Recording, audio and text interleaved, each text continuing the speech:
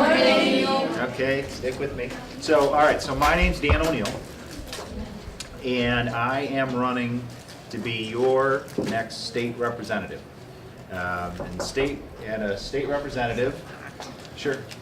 A state representative is someone who serves in the legislature in Lansing. There are 110 representatives from around the state. So that there's 110 representative districts. Each district is supposed to have about 100,000 people in it. They're good, they gotta get next. Oh, okay. There's about 100,000 people in it, and our district is Grand Traverse County, just Grand Traverse County. And so the representatives in Lansing, there are, as you guys probably know, there are two branches of the legislature in Lansing. There's a Senate and a House, just like we have in Washington. And the job of representatives is to come up with ideas for laws and regulations, or eliminate laws and regulations that already exist, solve problems for people who have issues with the government. Maybe you need a permit from the DEQ to do something on your property, or you want to open a restaurant and you need a license to serve liquor. And you're having some problem with the agency in the state representative should help you with those sorts of problems. And so that's sort of what the state representative does. I am a lawyer. I grew up in Traverse City, raised my family here as well in Traverse City. I have 3 kids who are all now through college. As a lawyer, I do trial work. I try cases in front of juries. It's mostly what I do, and prepare cases to be tried in front of juries. Most lawyers who do the kind of work that I do specialize in different kinds of cases. Some lawyers do criminal defense work. I did some of that early in my career, but I don't do that so much anymore. Now I represent employees mostly in employment cases. So I represent people who have been discriminated against at work because of their age, or their gender, or a disability. All of those things are illegal under the law. You can't discriminate against people because of that.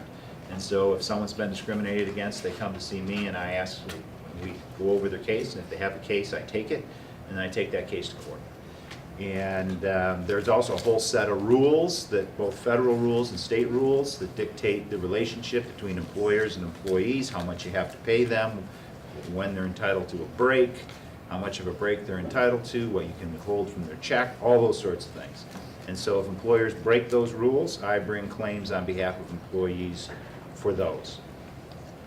So I never really intended to run for office. It wasn't something that I really wanted to do.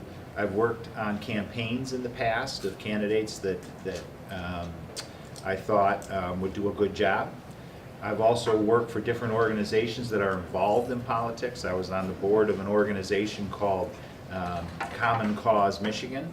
Common Cause is a group of people that work on issues that are related to government and politics, but not actual campaigns. So we work on issues like trying to reduce the influence of money in our government and in campaigns and in politics.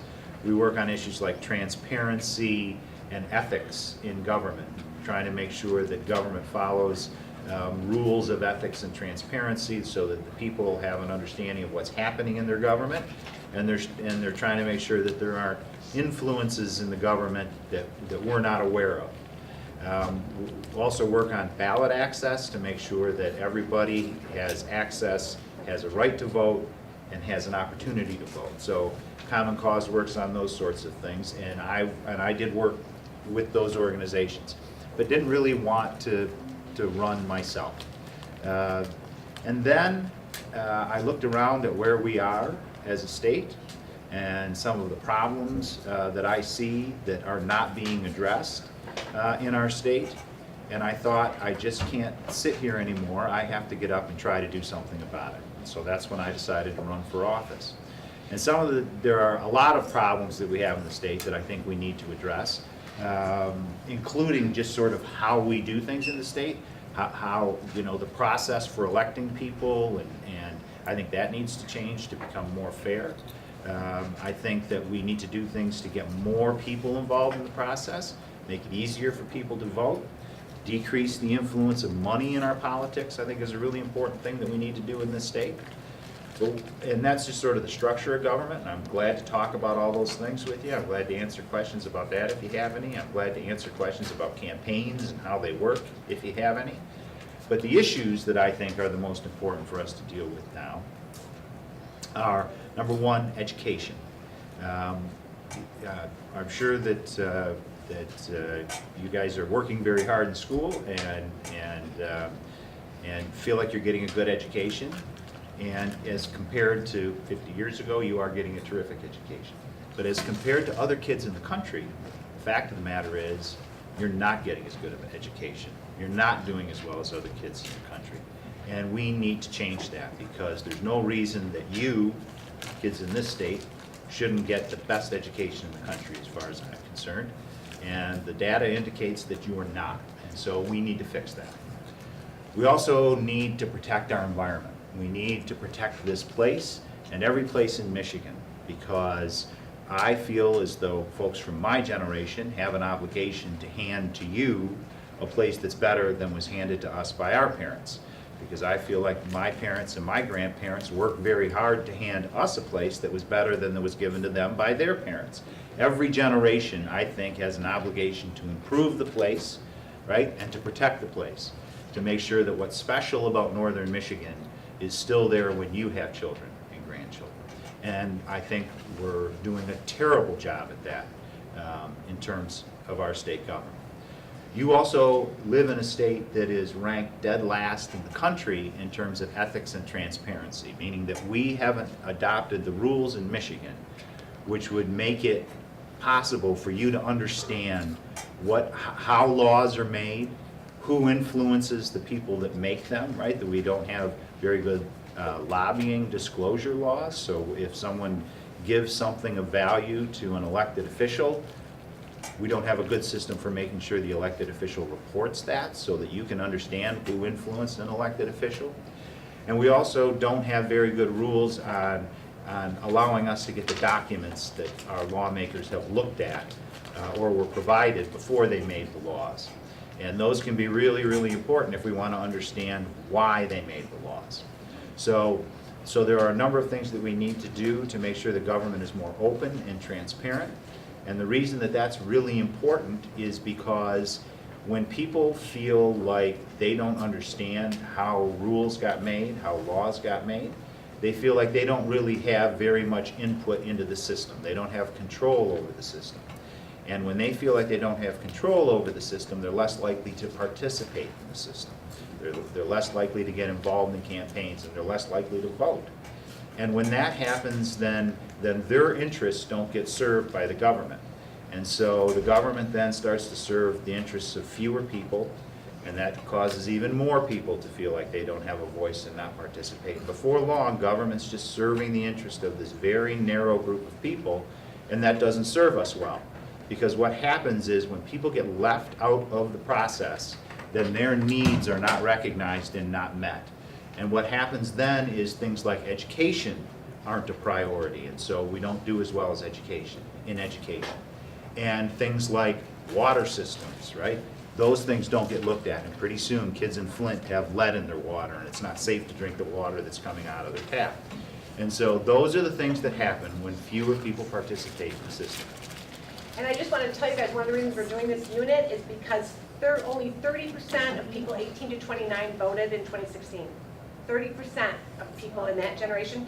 40% of people 30 to 34 voted. 85% of people 65 and over voted. So what it means is that when you guys are working, I'm going to be telling the government what to do because young people aren't voting, and you really don't want that. You want to vote, you want to participate. And think about this, right? So if 30% of the people in that age group vote, and let's suppose that of those 30% that vote, that their votes are roughly split. Half of them want one candidate, and half want the other. That means that the person that gets elected was selected by only 15%, less than 2 out of 10 of people of that age group. So if it's 18 to 24, it's only less than 2 in 10 who decided that that person was the appropriate person, and that's the person's going to make the rules for everybody, right? So again, this very few group people are making the decisions for all of us. And it sounds trite, right? It sounds, I mean, I know in history class and in government class, you hear all these sayings and these quotes about government and what it should be and all that sort of stuff. And some of them are just sayings and quotes to make us try and feel good about our government. But the one that I would suggest that you focus on, because it's really, really important, and I'm sure you've heard of it before, is this government of the people and by the people. And that's not just a saying, that's how it's supposed to work. We as citizens have an absolute obligation to make sure that this government does the things that we want it to do and in the way that we want it done.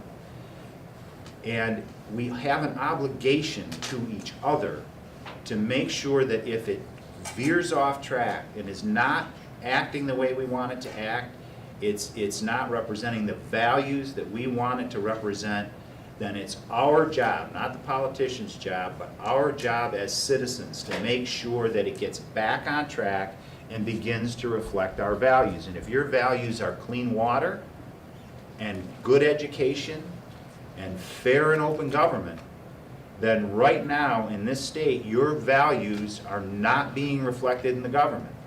And if those are your values, then you have an obligation as citizens of this state to make sure that the government changes in a way that it begins to reflect those values. And there's all sorts of ways you can do it. It's not just campaigns, right? That's one way. Find candidates who reflect those values and then work for those candidates and vote for those candidates. That's one of the ways you can do it.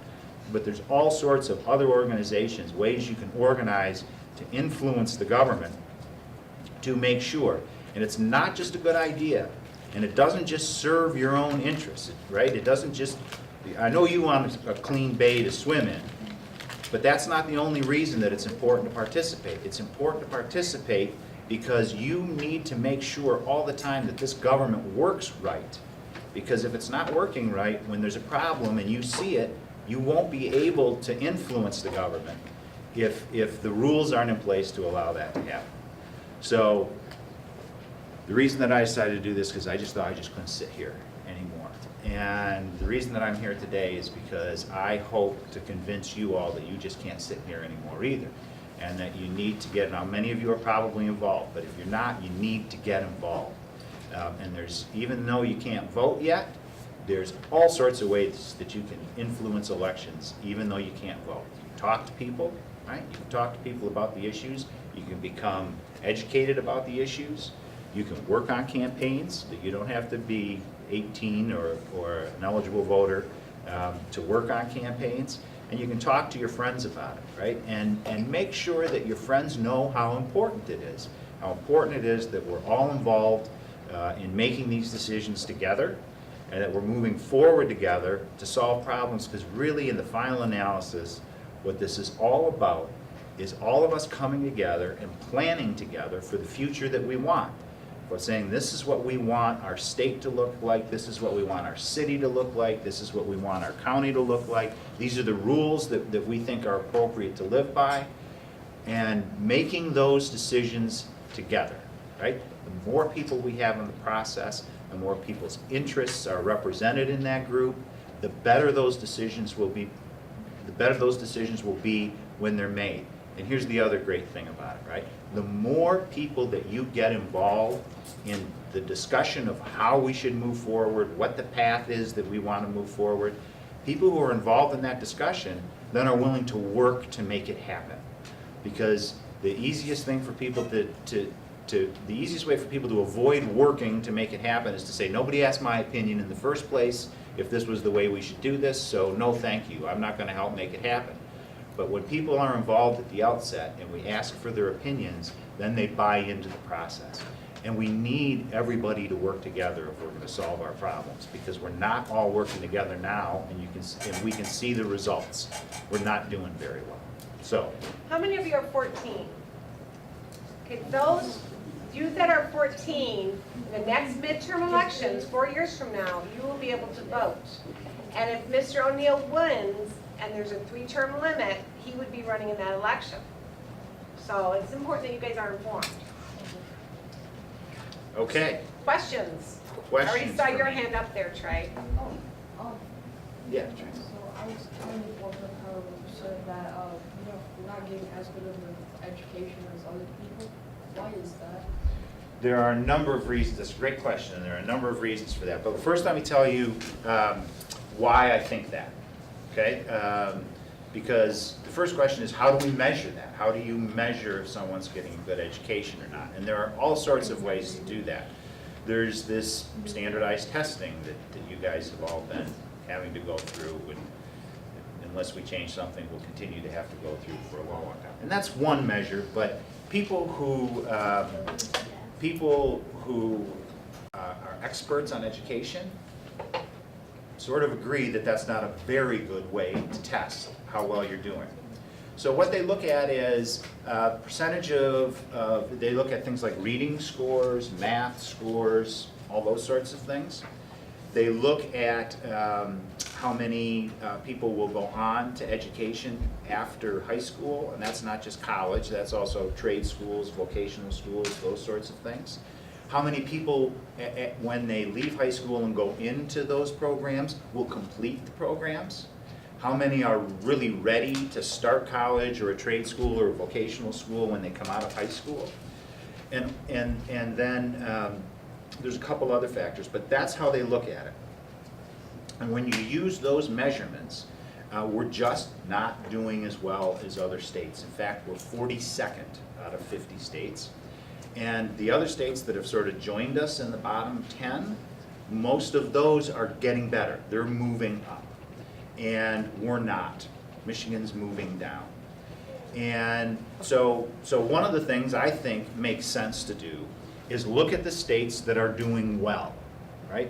Where are they really improving all the time? And then what are they doing differently than we're doing? And there are a number of states that are doing really well. Massachusetts is doing really well. Minnesota is doing really well. Tennessee is doing really well. Washington State is doing really well. And they've all agreed, right? They're all doing some things in common that we're not doing. And here are the things that they do that we don't. One is that they start earlier and go longer. And I'm not talking about the day or the year.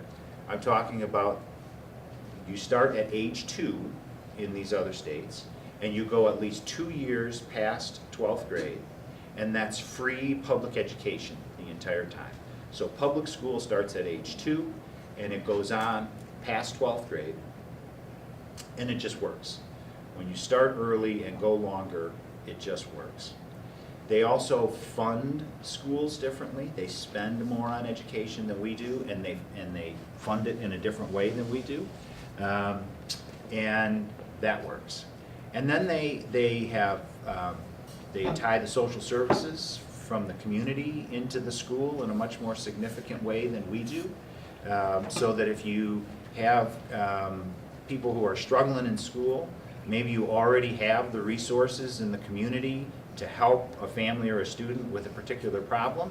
And so you have a teacher who sees the problem and a system in the community already for dealing with the problem. You need something to tie those two things together to make sure the services get to that family or that student.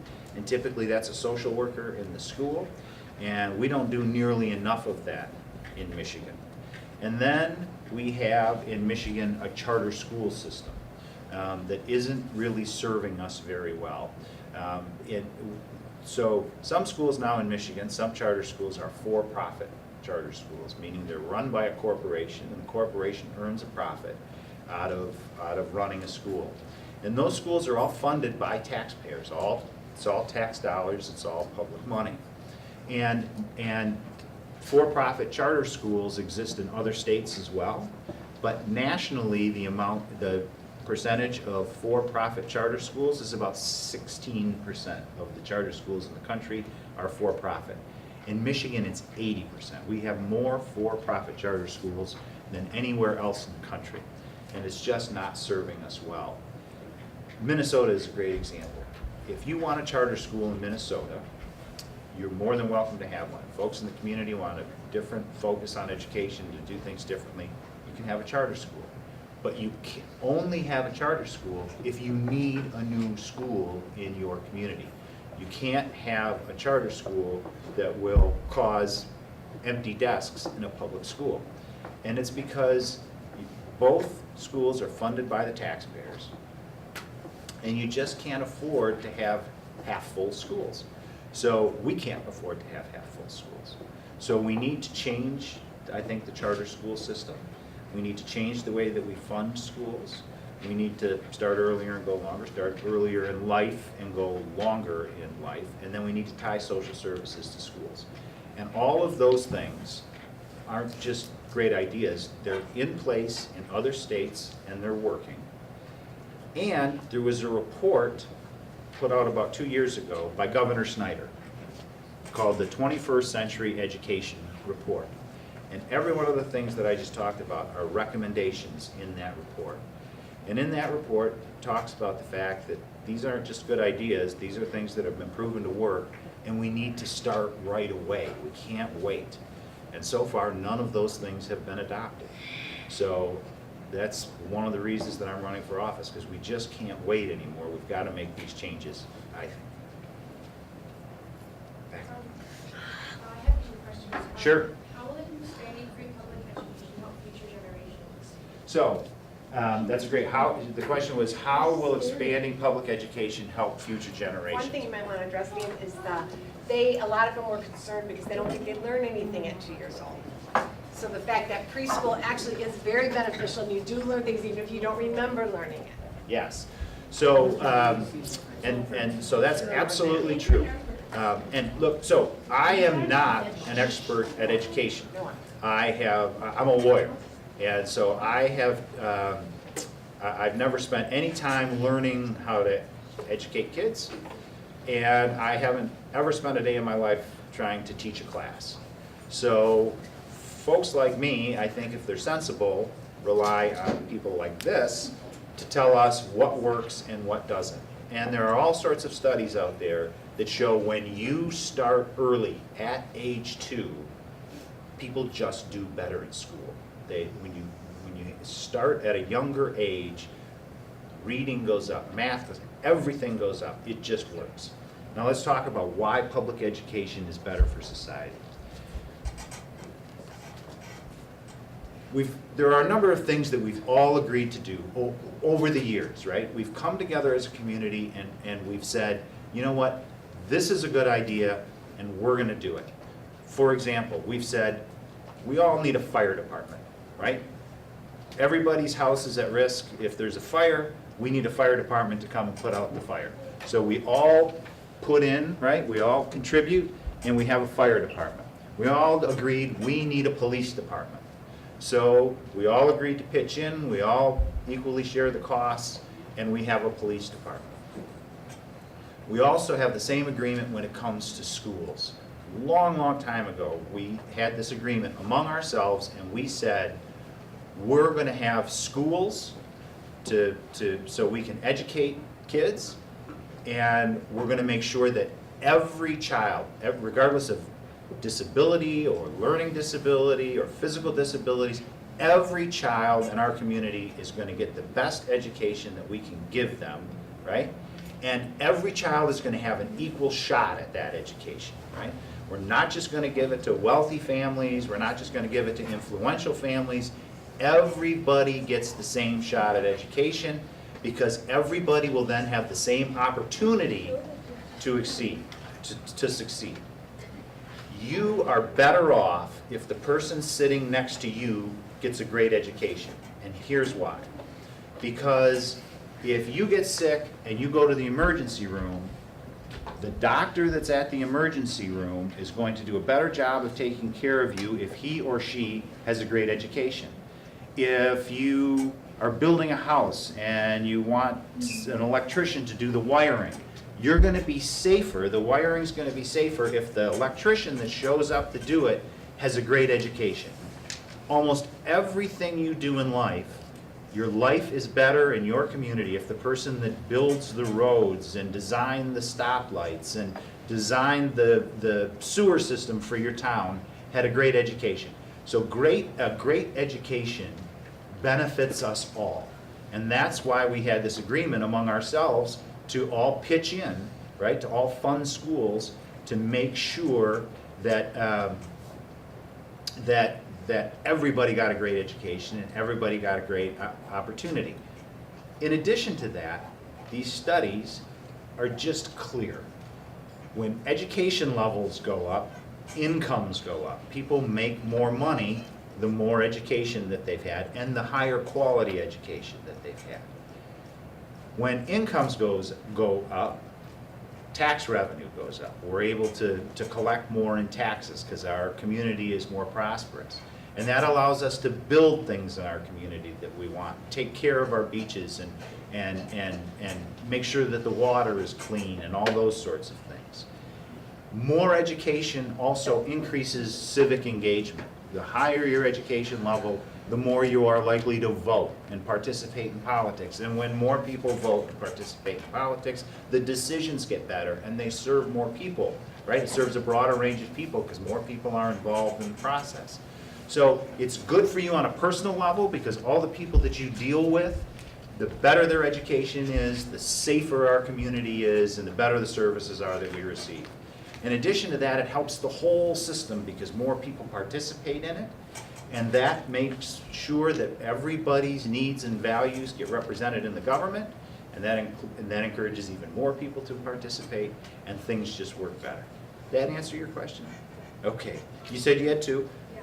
So we were given these packets that was the 401k information. Yep. And for the number 6 question was, what policies will you pursue to promote social and racial justice in our state? Yes. How can you fix economic injustice?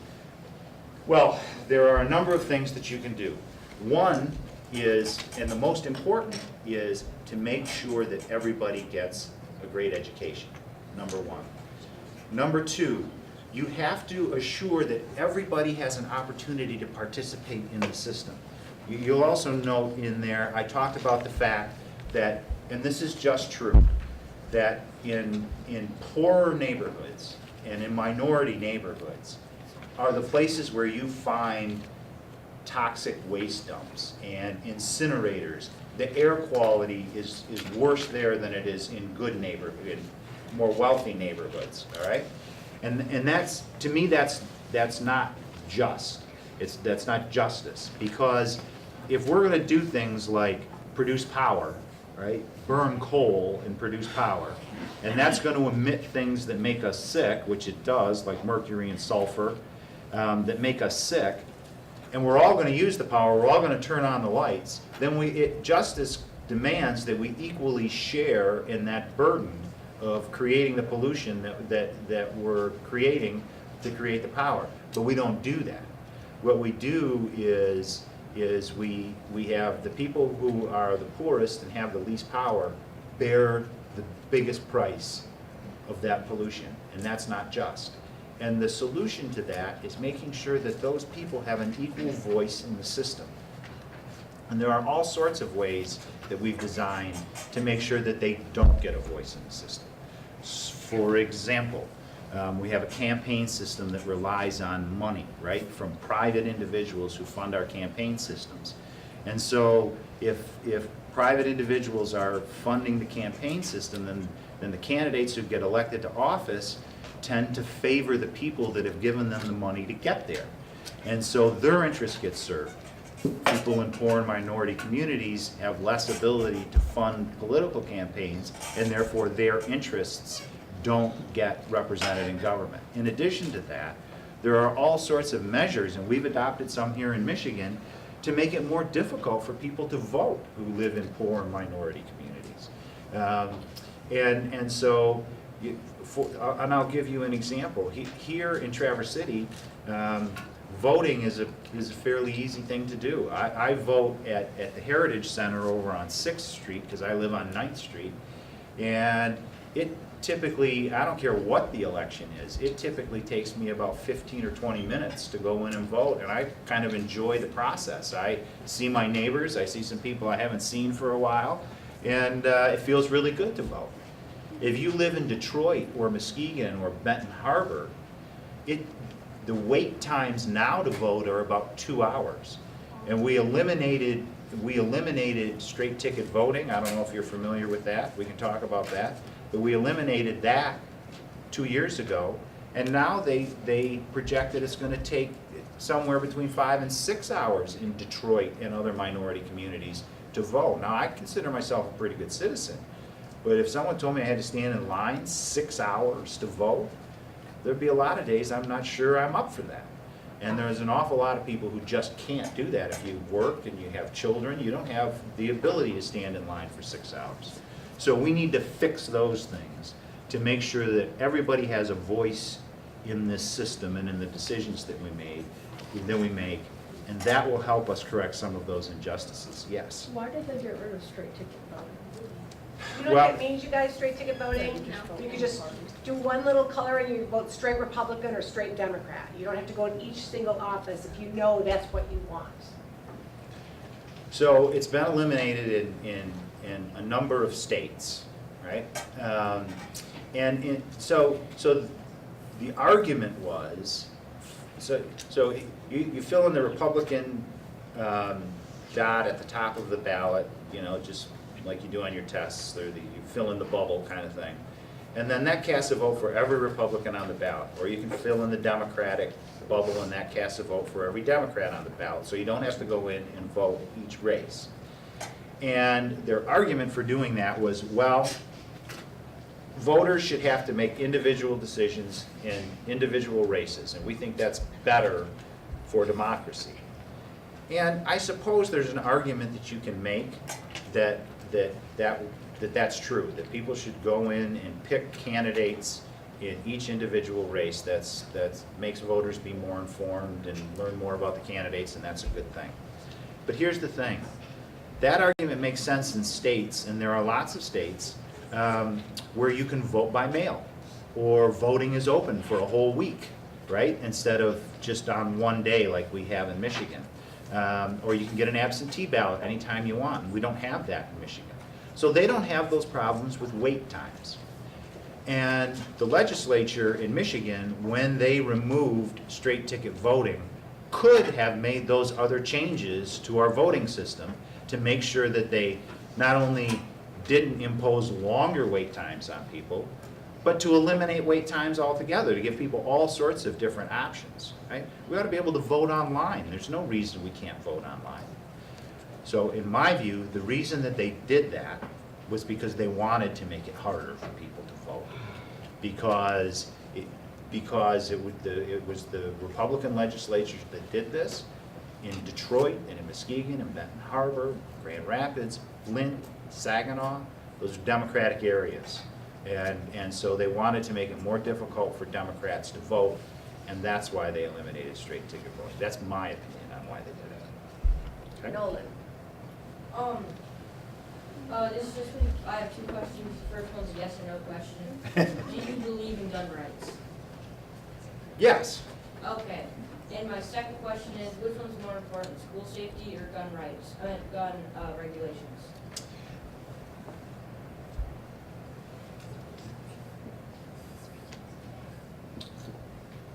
Neither is more important. Both are important, and both, you have to consider both when you do either school safety or gun regulation. Let's talk about gun regulation for a second, okay? So you'll hear gun regulation sort of framed in the context of the Second Amendment. And of course what they're talking about is the Second Amendment of the United States Constitution. And there has been debates since the adoption of the Constitution as to what that means, what the Second Amendment means. But really, for about 200 years, not a lot of debate, right? People really didn't talk very much about the Second Amendment until about 25 years ago. And it's become very, very important, I believe, because a lot of people have spent a lot of money to make sure that it became very important.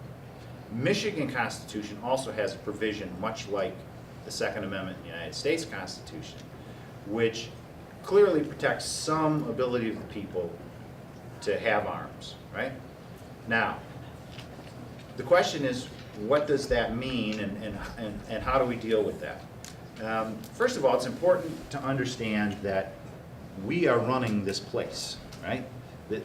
What I said before about government of and by the people is absolutely true. We get to make the rules. We're not stuck with the rules from 200 years ago. If we want to change them, we can change them. And if those rules don't make sense to us anymore, we're free to change them. I'm suggesting that you do, but I'm just saying, you begin with, you're not stuck. Every rule, every amendment to the Constitution, every statute, you have every right to say, does that still make sense to us? Is that the society that we want? So begin there. 2, recognize that every time we make a law, what we're doing is drawing lines, right? We say, yes, you can drink, but you can't drink any more than this and still get behind the wheel of a car. And we just say, okay, this is how much you can drink. We draw a line, right? That's what laws are. We say how fast you can drive your car. You can't drive it over this speed.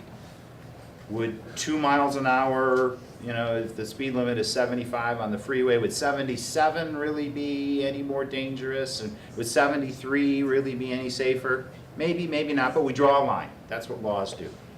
And we've drawn a line when it comes to guns and weapons and arms, right? No one says it's okay to buy a tank, right? They're not available for sale, and you can't buy one. You can't buy a missile. You can't buy a shoulder-fired grenade launcher. Those things just aren't available for sale. We've all agreed that the line, wherever it's supposed to be, is on the other side of those kinds of arms and weapons, all right? So you also have to understand we're drawing lines. And the question is, have we drawn the line now, currently, in the right place? People like to hunt. People feel like they need weapons to protect themselves. People there's sporting uses for firearms. People like to shoot skeet and that sort of thing. And I think those are perfectly appropriate uses for people to protect themselves and to hunt and all those sorts of things. Do I think that there are now weapons that are military-style weapons that are available to the public for sale that shouldn't be? I do. I think that the line needs to be drawn. I think that the line is drawn too far out in terms of military-style weapons that are available to the public. Does that answer your question, Nolan? Yeah. Got it. Go. What do you think you could? What do you think you could do better than the state representative right now? So I'm not sure that it's doing it better. It's that I would do it differently, and I would focus on solving problems in a different way. Let me give you some examples. Our current state representative is Larry Inman, who I know you guys have talked to. And he and I have some significant disagreements on one, what the problems are in the state, and 2, how to solve them. Right? Let's take education, for example. I explained to you just these 4 things that I think that we need to do in order to improve our education system. And I think we need to do them right now. Mr. Inman's been in Lansing for 4 years, and he hasn't proposed that we do any of those things. Right? We have an oil pipeline in the Straits of Mackinac that is 65 years old. And if it leaks, we're going to have oil in the Great Lakes. And oil in water anywhere is a bad deal, right? In the ocean or in rivers, it's bad. But it's particularly bad in the Great Lakes because the technology for cleaning up oil in fresh water really doesn't exist. They're getting a little bit, it's never good. It's terrible when it happens in the ocean, but they're a little better at cleaning it up in the ocean. They have no ability to clean it up in the Great Lakes. And so it would be devastating if that pipeline were to break. when they put that pipeline in, they estimated that it had a useful life of about 50 years. It's now 65 years old. Right? We need to shut that down. Mr. Inman has been in Lansing for 4 years, and there's been a resolution pending in the legislature to call for the shutdown of Line 5, and he hasn't joined it or signed it. I would. Healthcare is another issue that I think is very, very important. I think that when people get sick, we have an obligation to take care of them. Mr. Inman has voted for legislation during his 4 years to make healthcare more expensive for people and more difficult to get, particularly for people who of less means, right? Not necessarily poor people, but working families who struggle to afford health care. He's made it more difficult for them to do that. I wouldn't do that. He's also hasn't taken any action to make government more open and more transparent. And in fact, he voted for legislation that would make money in more influence of money in politics than we already have. I wouldn't do that. And finally, when it comes to the environment, Mr. Inman voted for a piece of legislation that sets up this council. And the council is made up essentially of representatives of polluters from the energy industry and the mining industry, right? Now, all these industries that we should be regulating their activities. And they now get to have veto power over environmental regulations in the state. I think that's a terrible idea, and I would never vote for anything like that. So I believe that it's not the idea of doing it better, it's doing it differently. I believe we need to protect the environment. I think we need to have better, more open and transparent government. I think we need to improve our education system, and I would propose rules to do all of those things, and he hasn't, and I would never vote for anything that would make that harder to do, and he has. Yes? Do you think, like, for his decisions you have like, made, and like, being a lawyer, Yeah, that's a great question. And the question was, what are the hardest decisions that I've had to make as a lawyer? And there are lots of situations where there's no good answer, where you really wish that you could do something to solve the problem, but you really, no matter what you do, you're not going to quite get the problem solved. And that happens sometimes in lawsuits that I handle, and those are always difficult. And so sometimes, and let me give you an example of that, because I want to be as honest with you as I can. Sometimes in cases, if a person has been discriminated against at work, let's say you worked for a company, and I'll just pick a company, let's say it's General Motors, right? And I'm not criticizing, let's just pick a company, General Motors. And let's say that you were discriminated against at work because you were a woman, and they didn't promote you because you were a woman. Well, that's against the law, and I might represent that person, and I might file a claim against General Motors for doing that. And General Motors might investigate, and they might come to me and say, you know, you're right. And, you know, I'm not admitting that we did this, but it doesn't look good for us. I think there might have been some discrimination here.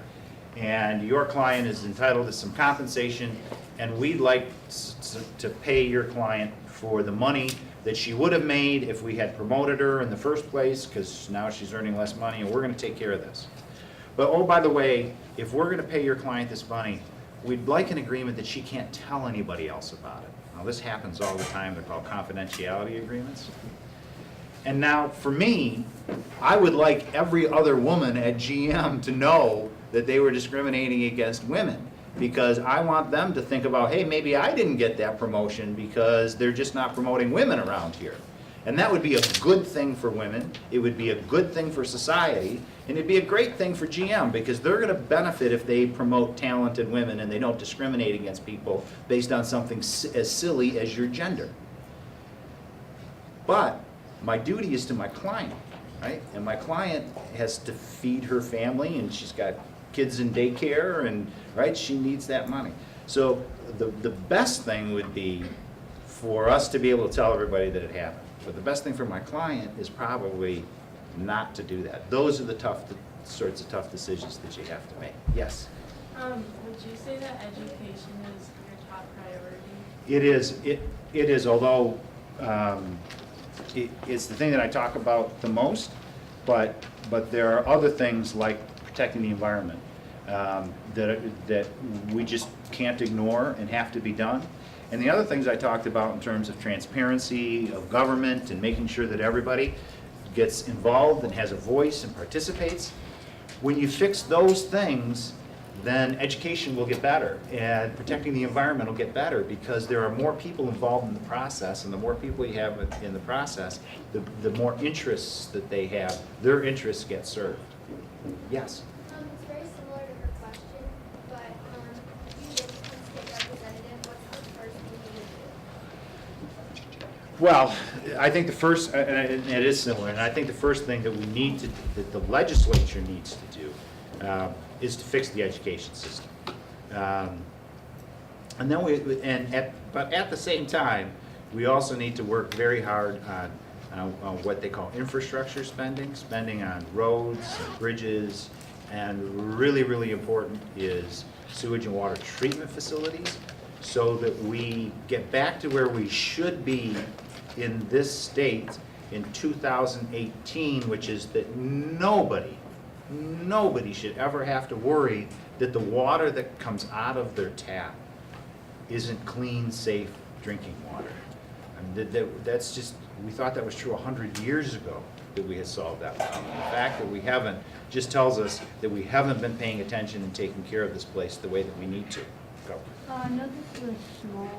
Yes? I know What? this is a smaller topic, but do you what do you think about affordable childcare? For people who don't make much money, because it's pretty expensive.